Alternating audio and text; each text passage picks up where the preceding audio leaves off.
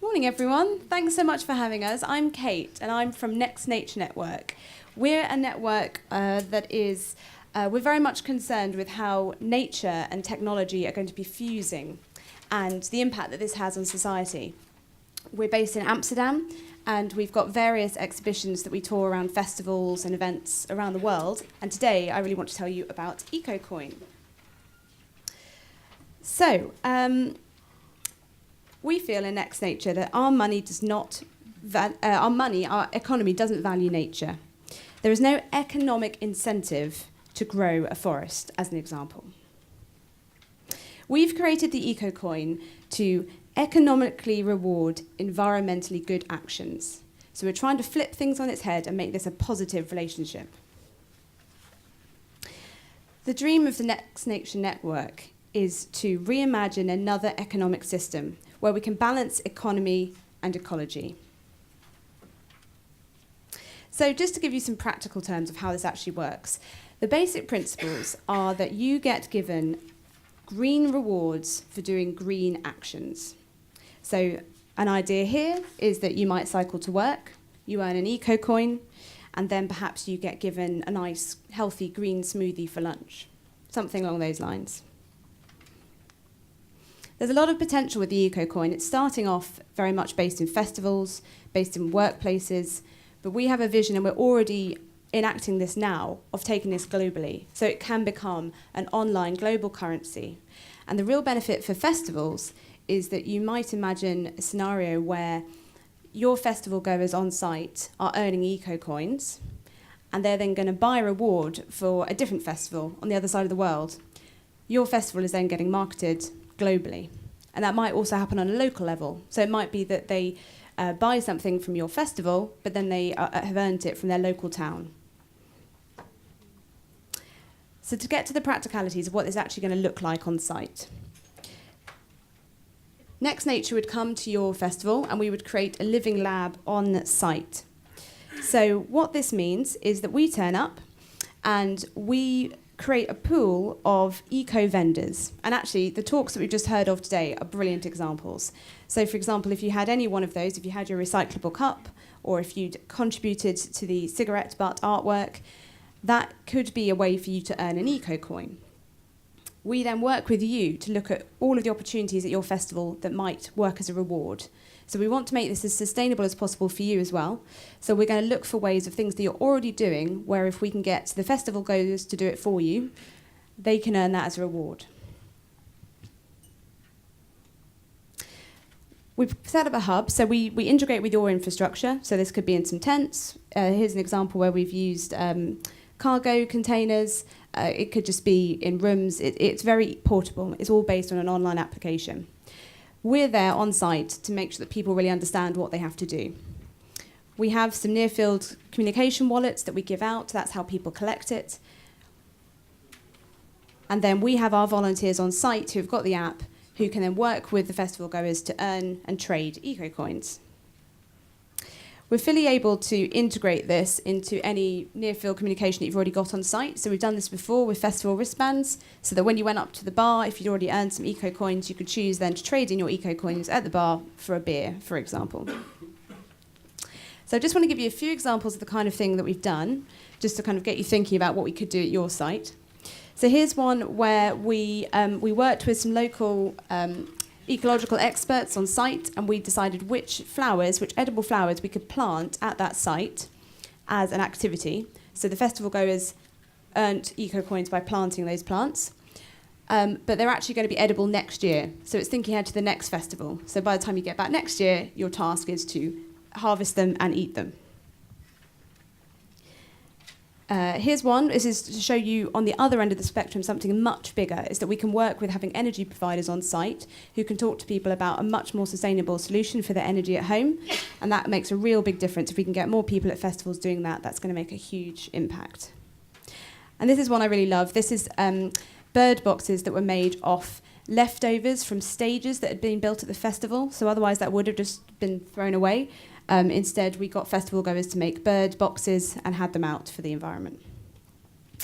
So then we would find either local providers or work with people that we already know to provide the rewards. So that could be, such as this example, this is an ugly food smoothie maker, so food that would be otherwise given away, not used, they turn those into smoothies, so you could buy a smoothie. Here's a simple one of letting people trade in so they can do a nice Polaroid picture with the family. And a secret club, it always works so well. So just having one small area where once you've earned a certain amount of eco coins, you get into a secret area. The other nice thing about eco coins is it doesn't have to just be individual.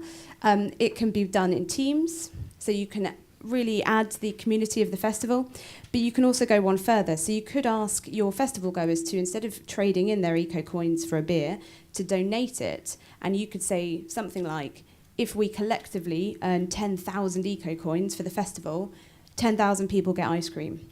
So the idea is to really try and make this a community moment. So we can work with you to adapt this however you want and find all those opportunities of things that you're already doing to help this work on site. But the idea really is to try and find ways to not only make this sustainable for you, but to make the festival goers have more opportunities to interact. And we would make sure that a lot of the rewards that we put forward are things that otherwise are going to cost you money. So that's directly going to pay for the rewards. We have already had over 60,000 people that have been engaged with EcoCoin on festivals, and we're getting a lot of inquiries from around the world, but we haven't yet done anything in the UK. So that's why I'm here, because I'm really keen that we bring it over and we start it this summer. So I'm Kate. My contact details here of my colleague Lewis, who's based in Amsterdam. It's his brainchild, Lewis at nextnature.net, but I will be around in the break as well. I'm more than happy to take questions now or in the break. Thank you very much. Does anyone have any questions? Oh, feel free, applaud, it's fine. Does anyone have any questions that I can answer? You've got 3 minutes, so it's... How is it, are you planning to connect with Bitcoins? Well, it's an alternative to Bitcoin. So it's a cryptocurrency, exactly the same. And very annoyingly, Uber have just last week filed some sort of paper to claim EcoCoin as a name. So we're going to fight them. So it's not Uber, it's us. So it is an alternative. There's lots of potential, but really the idea of it being trading ecological for ecological, green for green, makes it a complete alternative to Bitcoin. And does the currency last long term? Yes. Definitely. Yeah, absolutely. So at the moment, we've done it on an individual basis, so it exists within your festival. But we're already talking to multiple festivals about connecting them up, so that if you could turn up at a festival in the Netherlands and then come and trade it at a festival in the UK. So it's not in action at the moment. Well, we're talking about it right now this year, and we're working on getting sponsors that can support that. Because really then it can be self-sustaining, and essentially it's sort of owning itself, but we're facilitating it. And it can be bigger than festivals. Yeah, exactly. That's the plan. Nice. They're like an empirical basis, like carbon, or is it sort of notional? How... Is it based on exchanging acts, or is there kind of some basis? Are you measuring carbon behind the acts, or is it based on anything other than sort of just doing something good? It's just doing something good. So it's that trade. It's the idea. So a tangible example would be, we say, instead of every time you see a plastic cup on the floor, return it to the bar, earn an eco coin. The festival then has saved the time and cost of volunteers clearing up. You've then earned something that is, sort of not tangible, but then you will be able to trade it for tangible goods. So by us finding a reward that then doesn't cost the festival money, or perhaps it does, perhaps it is an investment like a glass of beer, or perhaps it's tickets to next year's festival, something like that. That's then a tangible return that you get. Have you got like an app or... Yes. Yeah, absolutely. Should I just quickly zoom back, just because we went through it quite quickly? The app, where's the photo? Is that one? Yeah, there's the app. So, it's really simple, very elegantly designed. So you've just got an area where it takes you through the levels of eco coins. That's the other thing, it gets incentivized. So you'll see that maybe for 2 eco coins, you might get a free music download. 20 eco coins, you might get a free ticket to next year's festival. Stacks up in your app. Exactly. And then as you trade it, it goes up and down. You've got many organisations who bought into this to supply the free music Yeah, so we've got a really nice network of eco vendors, is what we call them, who are more than happy to donate their assets towards this, because it's also great marketing for them. So usually it's done on a local basis. So with the example of the Ugly Food, it was a local restaurant in the Netherlands who their whole concept was Ugly Food Restaurant. So then they came and did a pop-up. If it's something bigger, so for example, there's an idea of doing one of the donation ideas, if you collectively donate, is that we can afford to pay for solar panels at a local school or at next year's festival. That would be where we'd need to work with the festival, perhaps on getting a sponsor. But that is something that we do as well. So we can work with you if it's a concept you like and you want to go a little bit big with the reward. We can always work with you to find a sponsor to bring that in.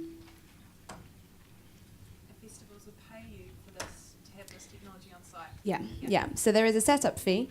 It depends on how long the festival is. We've done ones for sort of 2 days in the Netherlands, which are around €10,000 to set it up, but then it can continue to exist. So once you've got the technology, and we provide all the volunteers, we provide the eco vendors, we provide a lot of the near-field communication wallets. So really it's that we need the infrastructure, we need the setup fee, and then the rewards will pay for themselves. Sorry, one more question. Is that all right? Yeah. Do you work with brands to incentivise customers to buy, for example, eco-festival kits rather than non-eco products? I think that's the potential of where it could go. So at the moment, it's very much done on trying to work with local producers and smaller producers to give them a voice as well, and to really find interesting projects that we can help promote. But certainly, I think for the right brand, it is a really good fit. And so then if they can help us collectively bring it to a festival, it's got huge appeal. So yeah, certainly. I think we've run out of time. I will be around in the break if you do have any more questions, and please do email either Lewis or myself and we can get in touch. Thank you for your time.